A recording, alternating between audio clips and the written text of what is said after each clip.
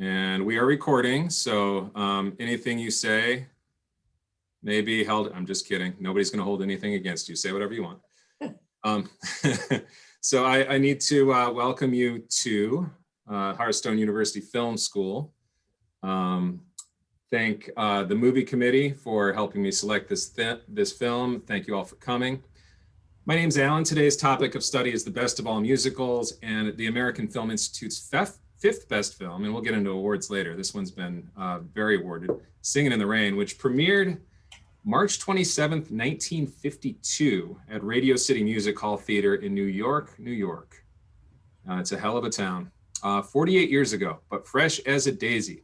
Let's dial it back to today. What are we doing here? So this is the Hearthstone University Film School, brought to you by the movie committee. We pick the movie, I present the movie, we watch the movie, and then we discuss and end with lots of trivia nuggets. Knowledge in Nature's Neighborhood. And what will we be doing next month? I will be watching To Have or Have Not on May 26th. So lots going on there. We, along with Bogart, meet Bacall in Howard Hawks's exceedingly romantic, unassuming masterpiece, according to a critic, and the Hearthstone Movie Committee pick for all us Hemingway nuts right here on the fourth Wednesday of the month, May 26th. But let's bring it back to 1952. So that was a year when you could buy a house for $9,050 on average. Gas is about 20 cents a gallon. A movie will cost you about 43 cents, and rent is about $80 a month. And a new car is just $1,700. Truman has led us into war in Korea. We are battling polio, one of our last major pandemics there. 3,300 are dead to this point. At the time of the film's release. 2 in 3 homes have a phone. 1 in 3 homes have a TV on which they can watch the live atomic bomb test from Yucca Flats, Nevada. It's a very busy year. Cry by Johnny Ray tops the charts. I will do everyone a favor and not sing it. And we first see The Diary of Anne Frank, the Kentucky Fried Chicken, The Today Show, Mad Magazine, The African Queen, and today's film. But first, we're going to talk a little bit, before we talk about the film in specific, we're going to talk about the genre. Okay, so this is the golden age of the musical film. One of the film historians I remember studying back when I was taking film history, Jane Fewer, said from 1930 roundabouts to about 1967, there was more talent. Oop, here comes someone in the waiting room. Welcome, Gina.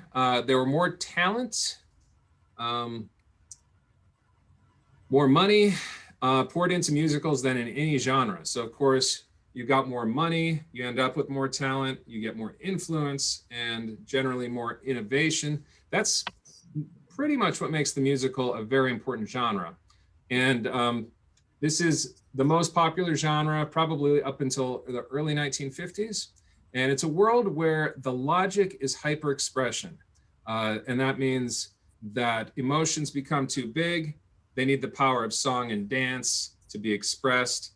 And then the narrative is compressed all the way from Fred and Ginger, who start the sort of integrated musical where the songs are integrated into the film, as opposed to a film where we watch a performance like the Busby Berkeley films, and we won't even touch on those today because there's so much to it. So continuing on from the golden age of the musical film, again, 30s through early 50s. Does anybody have any questions so far?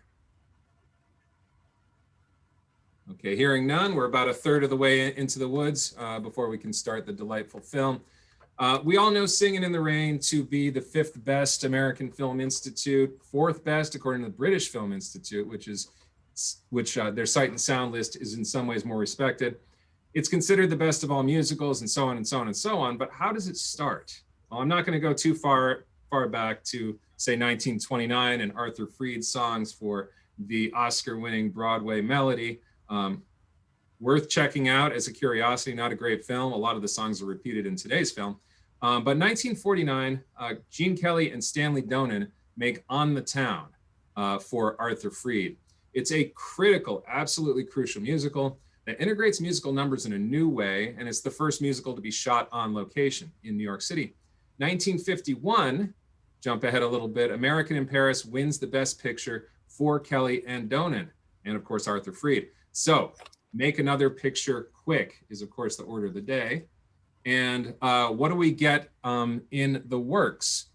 Well, Donen is tasked, Stanley Donen, the co-director to Gene Kelly, is tasked with a cash-in based on a repertory of past songs from the Arthur Freed unit. Remember, he did Broadway Melody of 1929 and had become a producer and super producer in the late 30s with Babes in Arms and Wizard of Oz.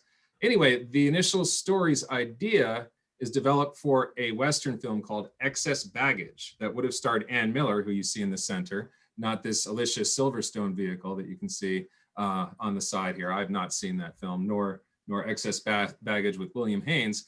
But it would have starred Ann Miller. Don Lockwood is originally envisioned as a Western star to be played by Howard Keel.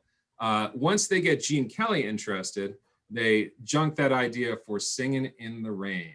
Say goodbye to Ann Miller and say hello to Betty Comden and Adolph Green. So these are the writers, and we could do a whole series on them. They provided lyrics, libretti, screenplays to some of the most beloved Hollywood and Broadway performances of the mid-20th century. So Comden and Green have to generate a plot into which the songs will fit. A bit later, Betty Comden, and Gene Kelly also says he said this, so it's one of those apocryphal things, but she said that they were told by Arthur Freed, kids, you're going to write a movie called Singin' in the Rain, just put all my songs in it. She said, all we knew was there would be some scene where someone would be singing and it would be raining. Any questions so far? Okay, continuing on. Cosmo Brown, we're casting the film now, is written for and inspired by the wonderful Oscar Levant, the cynical genius pianist and lord of the Algonquin Round Table. But of course, he was in a bunch of musicals. You can see him there in An American in Paris. With so much dancing in the film, because this is a Gene Kelly film after all, they need to go with Donald O'Connor. There he is. And we'll see him later in the Make 'em Laugh sequence that I was talking about earlier as we were chatting. For Lena, they seek Judy Holliday, but after Holliday's Oscar for 1950's Born Yesterday, they can't get her, so they end up with her understudy, Jean Hagen, her Broadway understudy, I should say, seen here together with Tom Ewell on the Adams Rib set back in the day. And of course, there's the Born Yesterday poster. And then Judy Garland, and who's on the I think left, depending on which way you're looking at it. On the left, Judy Garland, Mickey Rooney's right in the center there, and June Allison. Anyway, both of them are considered for the part of Kathy Selden. And you can see them there in 1943's Girl Crazy, which is another Freed musical. They're considered for Kathy Selden, but Kelly was sold on starlet Debbie Reynolds. She was a gymnast who'd been discovered in a beauty pageant and landed a couple of small movie roles. She was also still a teenager, but Kelly was certain she had the athleticism and the chops, vocal and otherwise, that the part required. Any questions before I kind of wrap up and we launch into it? Okay, wonderful. So while you watch, you're going to want to look for aspects of the musical. The integrated dance numbers as pioneered by those like super producer Arthur Freed, Astaire and Rogers. Athletic dance as a form of true hyperexpression as pioneered by Gene Kelly and Stanley Donen in their films, especially Kelly. And think about how Gene Kelly and Stanley Donen grilled MGM employees on their memories of the silent era. Some veterans on the set still remember the problems of early sound recordings. So they end up buying props from a John Gilbert, Greta Garbo set for The House. John Gilbert, many of you may know, didn't do so well with the advent of sound. Think about that historical reverberation as you watch the film and the authenticity that comes with it. Upon release, Singin' in the Rain was virtually ignored. A lot of people know that American in Paris was the smash hit. And it's a shame because it was a near perfect mix of performers at the top of their game, beautiful Technicolor, a greatest hit collection of songs, sets, expressive choreography. And then in 1958, in your upper left, you'll see the wonderful Pauline Kael, very influential she would become. She was managing in 1958 a repertory theater in Berkeley, California, and her program notes called Singin' in the Rain just about the best Hollywood musical of all time. That actually helped establish the movie's eventual reputation.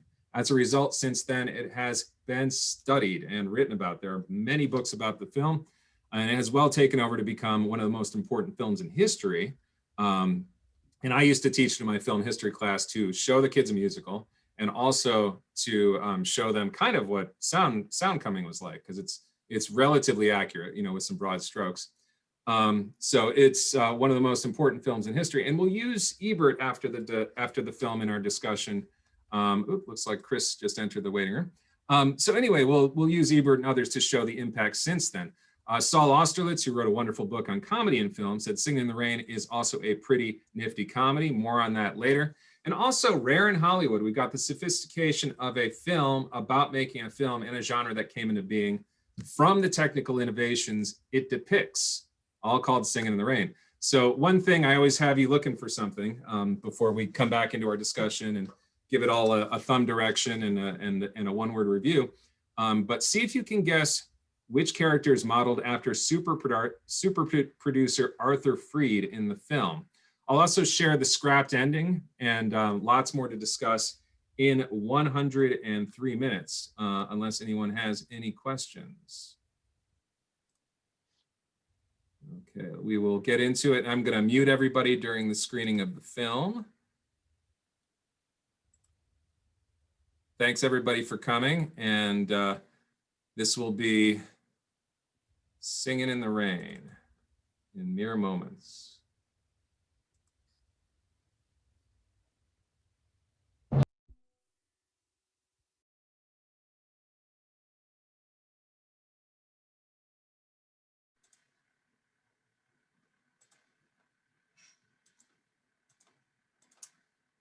Okay, everybody. We'll go around and do our name and thumbs direction, although we can see each other's names and we all know each other in a moment. I'll tell you how the film did. So did anyone, first of all, did anyone spot the surrogate Arthur Freed? Well, it had to be R.F. Simpson. It was, absolutely. He even says kids like he would in real life. And yes, that was RF, the man who, according to musical and film historian, turned musicals from a plastic commodity to an art form. You cannot overstate the importance of Arthur Freed. Meet Me in St. Louis, The Bandwagon. I mean, it just goes on and on and on. So the initial ending, as I said, I would reveal that to you. It would have included a premiere for Lena's film Jungle Princess, in which her dialogue would consist solely of grunts. Also, Lena and Cosmo would have been married. Lots more trivia after we discuss. So how did Singin' in the Rain do? It was a fairly big hit. It was number 5 for the year behind Ivanhoe and The Greatest Show on Earth. The movie cost about $2.5 million, running more than $600,000 over budget, but it recouped about $7.7 million in initial run. It was on no year's bests. As I said, it only won a Golden Globe for Donald O'Connor and a Writers Guild for Comden and Green for their excellent screenplay. And that's then. Since then, it was called the greatest Hollywood musical ever made. Roger Ebert said, there is no movie musical more fun than Singin' in the Rain, and few that remain as fresh over the years. And it's been ranked number 5 best film of all time on the American Film Institute's Top 100. And number 4 on the British Film Institute's Sight and Sound, and 16th best on AFI's 100 Years, 100 Laughs. And it's a very funny movie. I was laughing throughout it, and each time I do. Is one of the first 25 films to be preserved by the Library of Congress in 1989. And of course, it's the #1 musical according to just about everybody. So now that we've all seen it with fresh eyes, let's go around and unmute ourselves if you can. And let's give an impression. How did it feel this time? Do you have a thumbs up or thumbs down? Where do you want to start? Thumbs up from Don and May. I don't see Susanna. What did you think, Beverly? Thumbs up, okay. And Mary, I think, is there. I can't see her, so you have to go to the lower left and turn on your camera. I'm not sure if you watched it with Bob or if you watched it solo. Of course, I'll go thumbs up as well.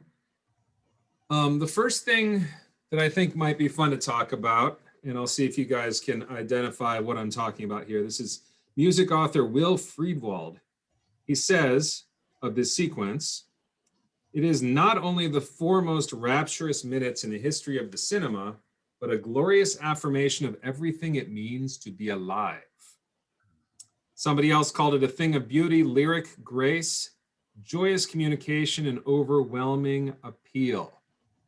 Gene Kelly, a little more down to earth, said the idea was to be so much in love and so ecstatic and joyous that you reverted to childhood and splashed about. You know all kids do that. So what are we talking about here? Which sequence?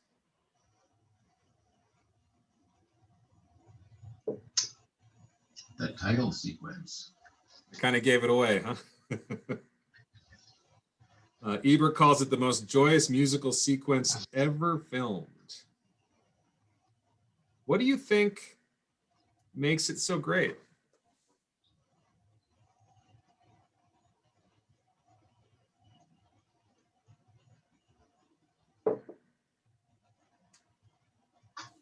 I don't want to be the only one talking here.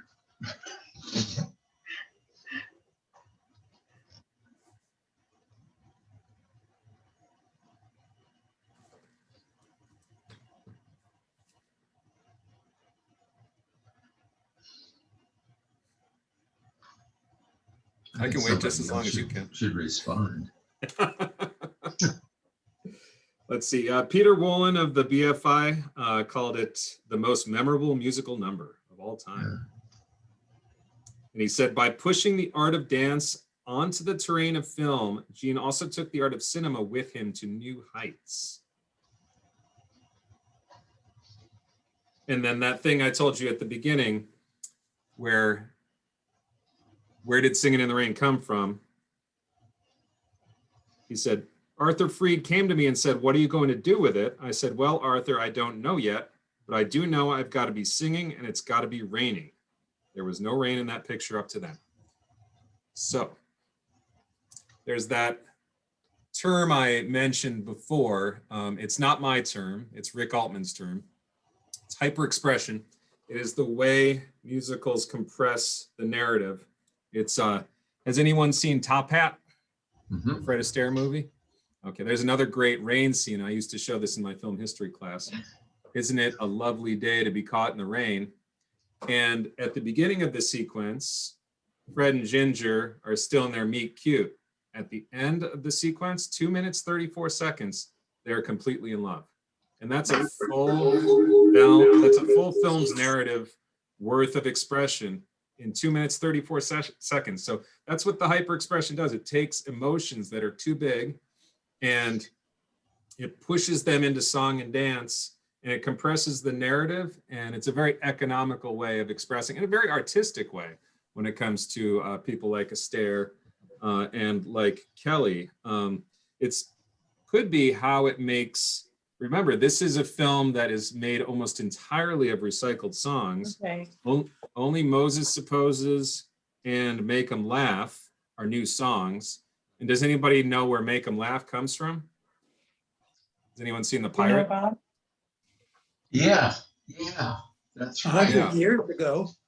Yeah, there's Be a Clown from The Pirate. It's basically the same song. Arthur Freed ripped himself off for Make 'Em Laugh.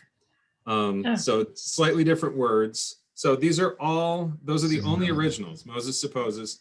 And this all came in a very unlikely way from a catalog or jukebox musical. And Arthur Freed was so pleased with On the Town. He said it was the best thing he'd ever seen. And it is one of my favorite movies too. And we have it in the DVD collection if you want to come down and check it out. I'm sure you've probably seen it before. But he was so pleased with that. He gave and with the Academy Award for American in Paris, that he gave Kelly and Donen complete creative control to do whatever he wanted. So we have all this culminating in, I think, the 4 most rapturous minutes in the history of cinema, and a glorious affirmation of everything it means to be alive. And of course, I'll get to this in the trivia section. He was running 103-degree fever while he was doing the sequence. But we have that sophistication too. At the very end of the sequence, who does he encounter, Mr. Kelly? Or Mr. Lockwood, I should say. Kind of. At the end of the Sid Charisse. Sid.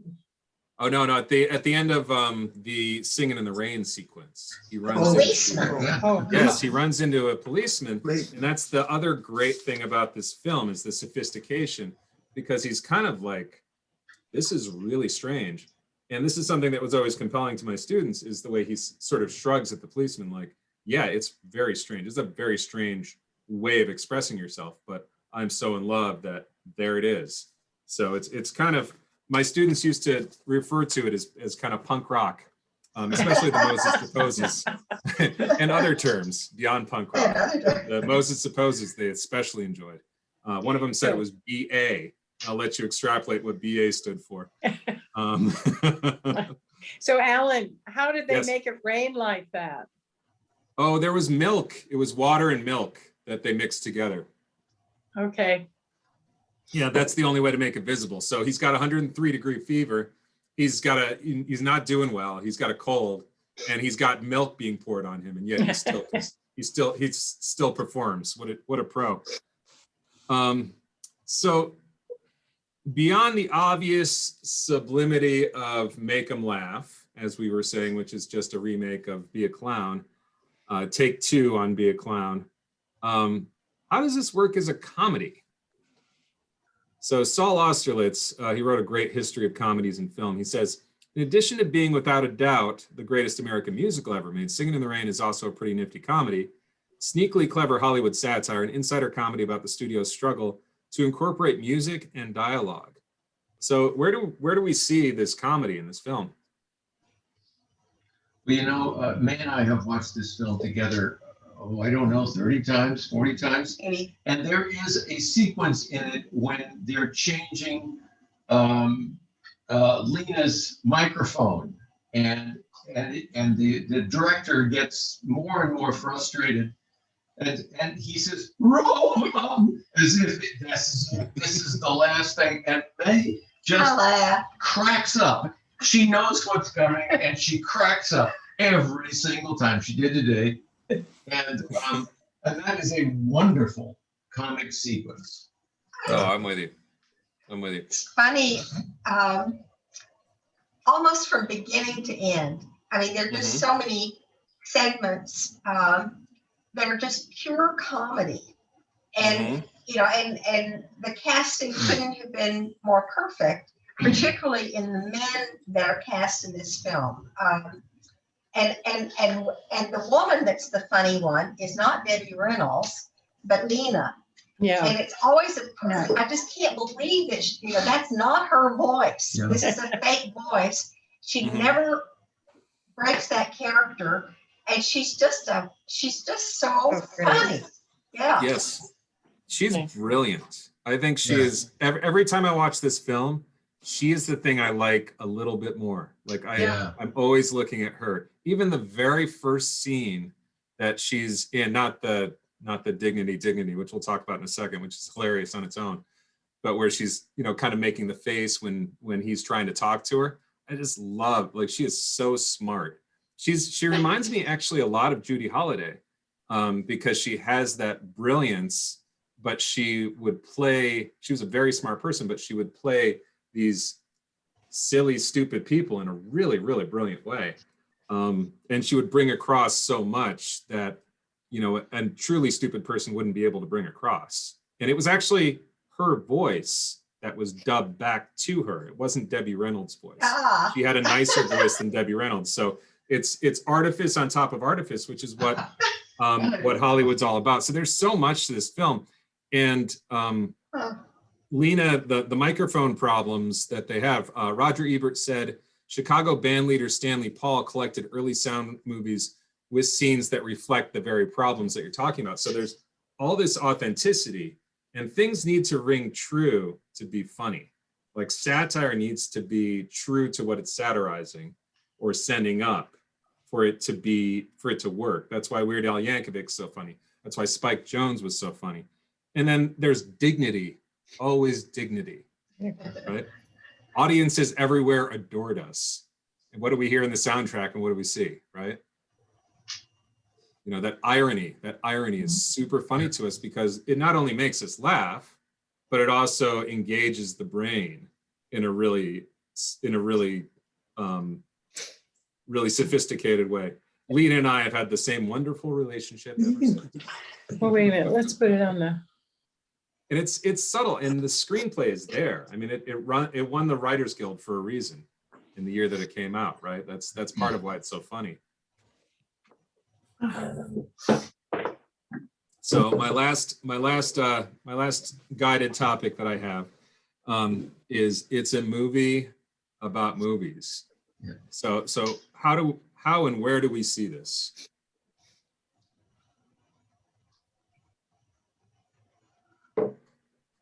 oh, a movie about movies. So in film school and when I was teaching, I used to call it self-reflexive. Hmm. Kind of fancy pants that way, but it's Well, pretty interesting. It's about a defining moment of change in film history. Yes. And there are a lot of silent movie actors who didn't make it. They could not make the jump into talkies. Yes. And there are a lot of careers that were lost. Right. And Remember they used, sorry to interrupt, they used John Gilbert's stuff. You know, they used, Yeah. and he was a famous one that didn't make, he was the biggest star before sound and then pretty much nowhere after sound. And yeah, many early sound films were bad musicals. Remember, Charlie Chaplin refused to use sound until 1936 in Modern Times. And then how does he use it in Modern Times? Have people seen that recently? Remember what he does in it? Yeah, it's used jeeringly. It's used mockingly. It's used as the voice of Big Brother in the sound of some of the machines. And that's and his musical number, which is astonishingly funny even to this day. You know, where he's singing in a completely made up language. Yeah. Like just saying this is idiocy. This is like sounds so stupid. So people were dragged in kicking and screaming as depicted in the film. Empire Magazine said, as well as its storytelling sophistication, Singin' in the Rain also appears ageless through its sky-high level of film literacy, boasting more film references than a Quentin Tarantino scrapbook. Rain is chocker, that means full in British, with Hollywood skits and spoofs. The opening premiere is a riff on Showgirls of Hollywood, and that's just for starters. Mono with love and affection. With its network of allusion and pastiche, Singin' in the Rain is a postmodernist film before postmodernism was invented. Adolph Green said, Gene was not afraid of ridiculing himself. That is one of the wonderful qualities in Singin' in the Rain. So where do you see that? Because he was a pretty big star by this point.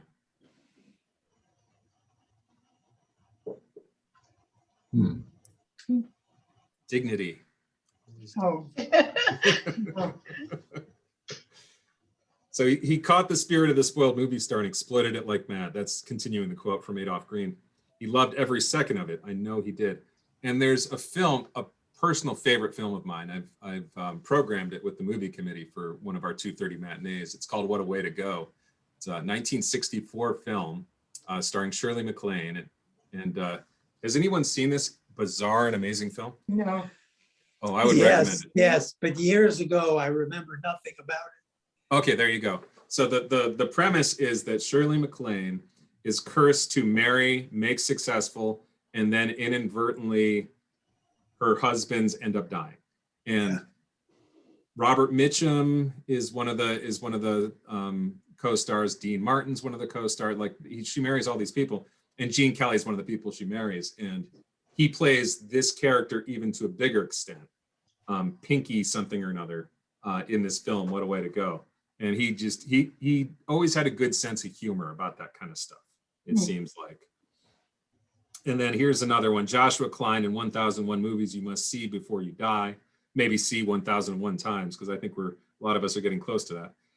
Few other pictures have so effortlessly encapsulated everything good about the movies, the joyous highs, the pitiful lows, and the perfect perpetual seesaw between those two poles. So a movie about movies, self-reflexive, postmodern.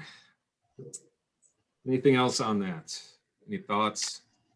Well, this isn't on the movie, but I don't know if any of you are skating fans.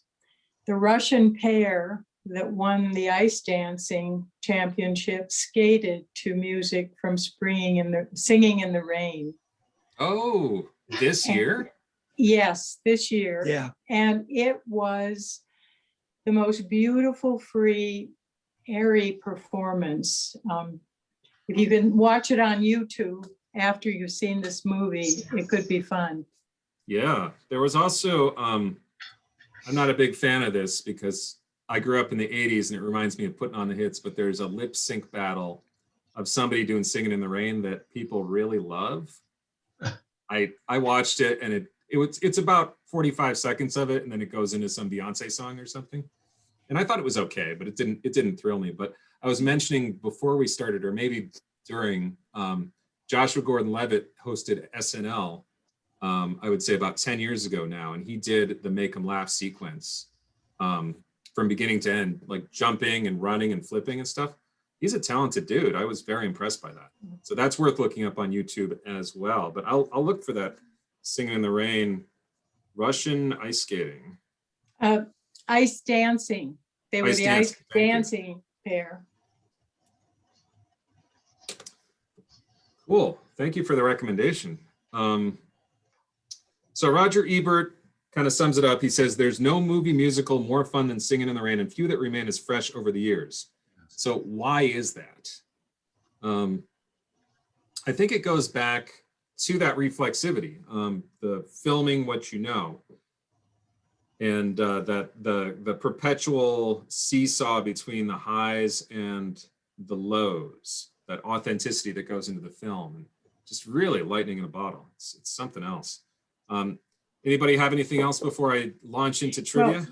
Well, I just like to comment on how much more I appreciated Donald O'Connor's performance this time. Despite his wonderful Make 'em Laugh performance, just his role as, oh gosh, the commentator on what was happening was absolutely charming. And his comic timing is perfection. Yes. Oh yeah. I think the character in Airplane, I forget his name, but the one who walks through the scenes and steals the scene each time, I think he's modeled on him. Yeah. There's nobody, Yeah. there's no other way, you know. There's a sale at Penny's, you know, just all that, you know, it's very Don Lockwood. So another thing I wanted to lift up was I paid particular attention this time to the dancing of Donald O'Connor and Gene Kelly Yes. today, and particularly the absolute precision, Yes. Yeah. not just the tap steps that are like one tap step when you hear them, but all of their hand gestures. Yes. In Moses Supposes, it's almost as if they're the shadow of each other. Yeah. And that same precision we see again when the three of them, with Debbie Reynolds in Good Morning, Yes. which is, I think, well, there are a lot of brilliant things about the dancing in this movie, but I think that scene, it is absolutely precise, and it's so physical, and they use an entire room and steps, and dancing steps is a dangerous thing to do. Yeah. Yeah. I am just in awe when I see that, and I was reminded of all that again today. That they're about as close to perfection as you can get. Plus Yeah, they're it's- singing.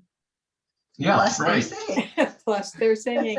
Well, even the little vaudeville routine, like where they're Yes. dancing Oh, around each yeah. other with the violins, they make it look so easy, but it's not easy. I mean, I've seen writing in books on like, that's actually pretty hard to do. They Yeah, make it look like it's a hokey thing. you have to They have make a it look very easy good.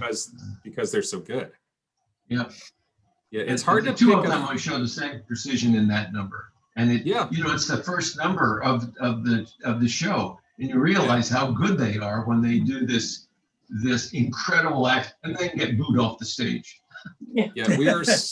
We're so lucky. We're so lucky to have this captured on film. Like, it's almost like a Stairs drunken sequence in Holiday Inn, where they actually had to get him drunk Yeah, because he was right. that good.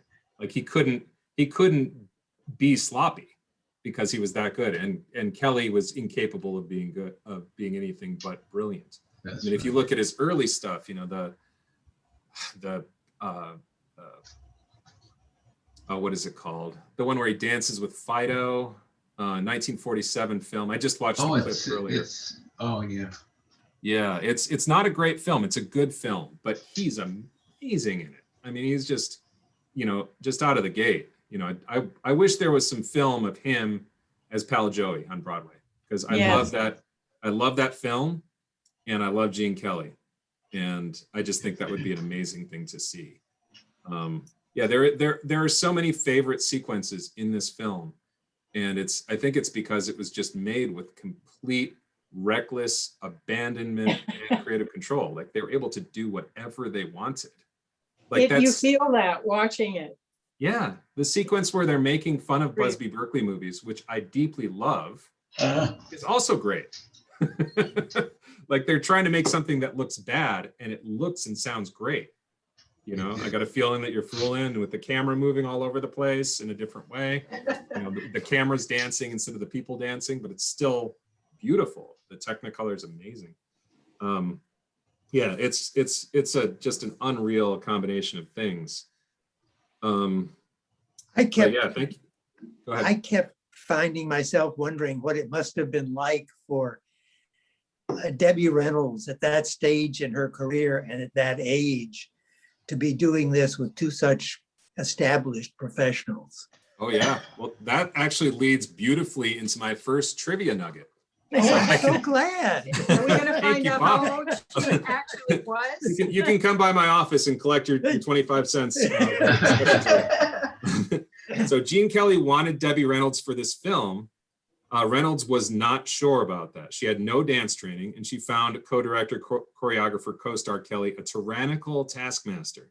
One day she was so despondent that she curled up beneath a piano and started to cry, only to be found by Fred Astaire, who gave her some dance coaching. By the time she filmed the Good Morning number, she was able to keep up with Kelly and O'Connor, but after the 14-hour shot was done, she had to be carried to her dressing room because her feet were bleeding. Oh. Years later, she Oh. would praise Kelly as the most exciting director she'd ever worked with, while he called her strong as an ox and complimented her on her ability to learn complicated routines quickly. Still, she said, the two hardest things I ever did in my life are childbirth and Singing in the Rain. I believe But it. she remained a busy movie and cabaret star to her late end and attributed her career longevity to the boot camp experience of making Singing in the Rain. So thank you for asking that question. Donald O'Connor had to be hospitalized after filming the Make 'em Laugh sequence. He smoked up to 4 packs of cigarettes a day, and they lost footage for that sequence, and he had to shoot it all over again. He also broke some ribs. In the famous dance routine in which Kelly sings the title song, Kelly was sick with a 103-degree fever. The rain in the scene caused Kelly's wool suit to shrink during filming. A common myth is that Kelly managed to perform the entire song in one take thanks to cameras placed at predetermined locations. However, this was not the case, as the filming of the sequence took place over 2 to 3 days. So, and I perpetuated a myth earlier. It was actually not milk in order to show the drops. The desired visual effect was produced through backlighting. So there was no milk in there. So that's such a common myth that I I actually You bought saw it. in an early draft of the script, the musical number Singin' in the Rain was to be sung by Reynolds, O'Connor, and Kelly on their way back from the flop preview of The Dueling Cavalier. Another scrapped idea, a lengthy Western number that would have seen Kelly, Reynolds, and O'Connor as wagon train pioneers who charm hostile Indians through song and dance. Good thing they went instead with the Broadway Melody Ballet. Also cut most of Rita Moreno's performance. The future EGOT, that's Emmy, Grammy, Oscar, and Tony winner, is seen briefly at the beginning of the film as silent star Zelda Zanders. She was to have her own number, Make Hay While the Sun Shines. So that's not included. That was a tragedy. She's one of my favorite performers. Yeah, isn't she amazing?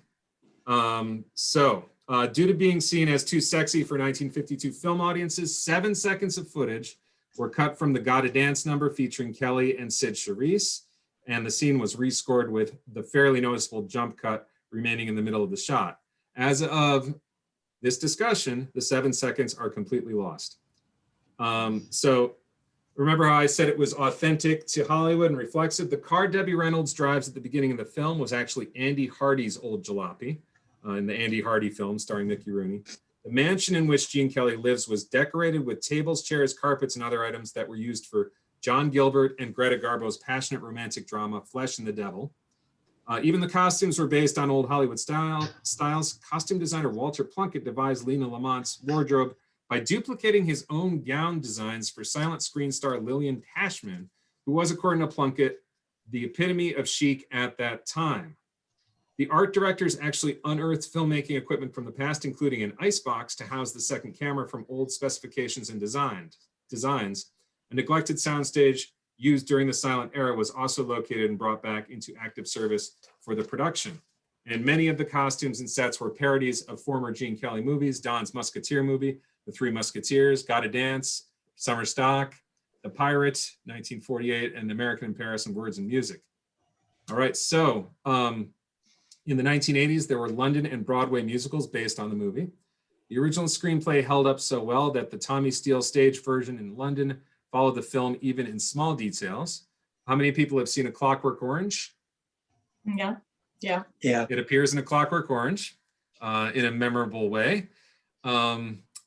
Kelly, it's referenced in Jacques Demy's The Umbrellas of Cherbourg, and then Kelly later appears in the sequel, Young Girls of Rochefort. The thing is referenced in Family Guy. I mean, it's everywhere. There's a scene in The Full Monty where a dancer tries and painfully fails to scale the wall in emulation of Donald O'Connor. And then it's 2009 when Levitt did Make Him Laugh. Let's see.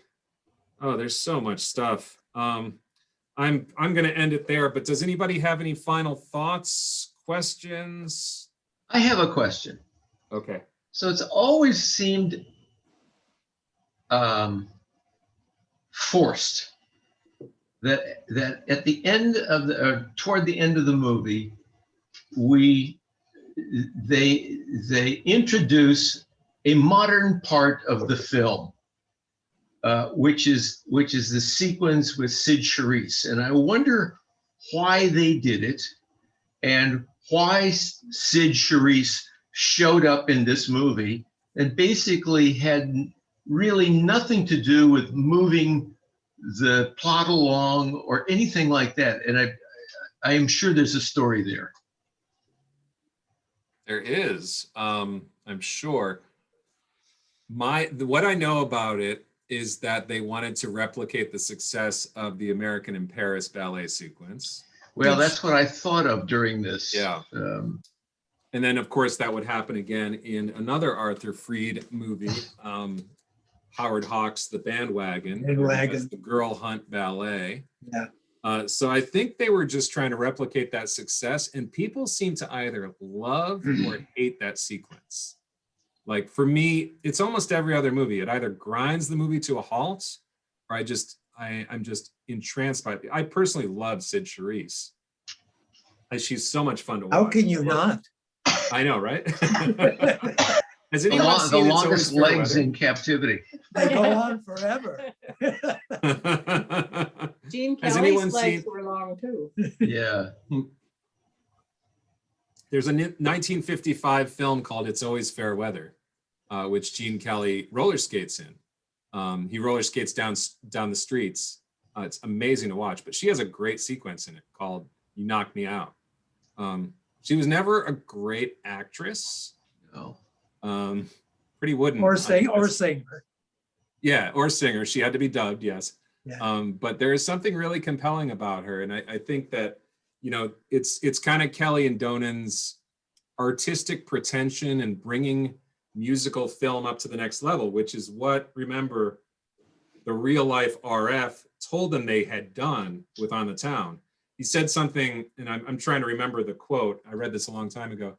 He said that Powell and Pressburger can, you know, kiss your red, white, and blue fannies. They remember they made the Red Shoes, which was the biggest hit and, you know, wonderful musical from 1948. He said, you've done something miles beyond what they've done. This is the best thing I've ever seen as a musical, On the Town. And so they, I think, had an idea that they just wanted to keep bringing things higher and higher and higher. And there certainly is a lot of artistic pretension in that Broadway melody sequence, for sure. Yes. For sure. Did you say there was an alternate ending to the movie? Oh, yeah. So the alternate ending, a premiere for Lena's film Jungle Princess, in which her dialogue consisted solely of grunts, and Lena and Cosmo were married. Oh, dear. So that's a meet cute right there. Oh, All right, so that's a bridge too far. yeah, right. All right, so our next feature is going to be To Have and Have Nots. That'll be on May 26th at 2 p.m. Anyone have any final thoughts before we end this wonderful discussion? Sorry, I had to disappear for a while. Oh, that's okay. That's So I okay. wasn't here for the discussion. That's okay. You were here for some of it. We saw an empty room for a while. That's okay. So one postscript about Gene Kelly, and that was obviously his career was centered in musical dance cinema. Mm-hmm. But 10 years after this, or 10 or 9 years, he played a serious role as a very cynical journalist in a very famous movie. Do you remember which one that was? It starred now I'm blocking on names. March. It was about the Scopes monkey trial. Oh, Do you remember that one? oh, Spencer Tracy yes. played yeah, Clarence Darrow, yes. the role, Yeah. and Frederick Inherit March the Wind. played Inherit the Wind. exactly. Right. That's the one. And And Gene Kelly played this cynical, nasty journalist who just puts down everything and everyone, but doesn't take any responsibility. And it's a really wonderful job of a role so unlike anything he'd ever done before. And it was about a decade after Singin' in the Rain. Yeah. Check it out. I have the DVD of it. Very cool. He was also in a film noir. Forget the name of it. It's Christmas something or other. It's very hard to find. I actually have a really crappy version I bought off eBay a few years ago. And he's a slimeball. And that, I mean, everybody in every film noir is a slimeball. That's what they do. You know, I bet you just love doing that. Oh yeah. Well, it was before they kind of figured out who he was. He's in another, I think, Thousands Cheer. Is that the name of it? Where he plays kind of like a jerky sort of military guy. And it's a military review where they have all different acts on the stage. So yeah, he was a good actor. He had some good range, and it took a while for them to find his good guy persona, which of course would bleed over as he became one one of the Hollywood 10, stood up to the HUAC, Right. refused to make a movie on threat of blacklisting. Right.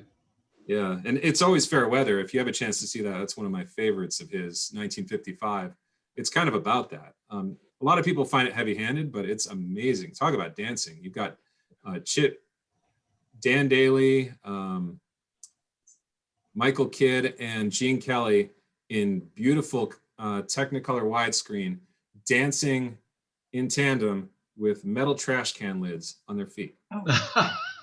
It's amazing. It's That's an almost as amazing, good as amazing- tap dancing with roller skates on. Yeah, that's the one where he tap dances with the roller skates, and he's skating through the city, and people are watching and they're applauding because how could you not?